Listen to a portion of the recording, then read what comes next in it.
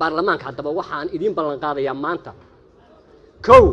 inaan xajka idin geeyo dhammaantiin insha allah idinka iyo labadiina waalidba inaynu xajka wada tagno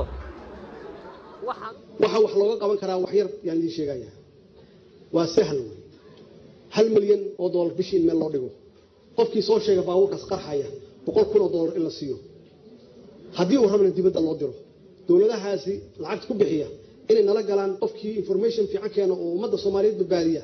in haddii uu rabo inuu dibadda aado si uu maalmo uga maqnaado oo aysan u dilin inaan u facilitate gareeno laga yaabaa dadka badankoodu qurbaha in joogto way taqaanaa dalka gudihiisana way taqaanaa anigu adeegaha ummadda Soomaaliyeed ayaan ahay dalkay isku tagay Imaaraadkan ka shaqeeya qaybta amniga askarta dabagalkan ka shaqeeya nabad sugidda 22 sanadood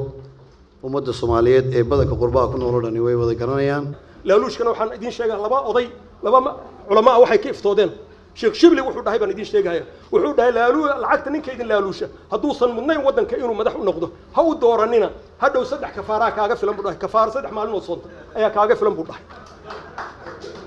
sheekh Qardaawina wuxuu dhahay lacagta laaluushka dadka idin siina waa lacagtiinii iskoolaadka iyo biyaha macaan iyo caafimaadka la idinku samayn lahaa lacagta ka qaata laakiin lacagtaasi xalaal waxay tahay haddaadan u boodin oo qofka saxda u boodin lacagtaas xalaal weey laakiin haddaad asaga u boodin lacagtu xaraam weey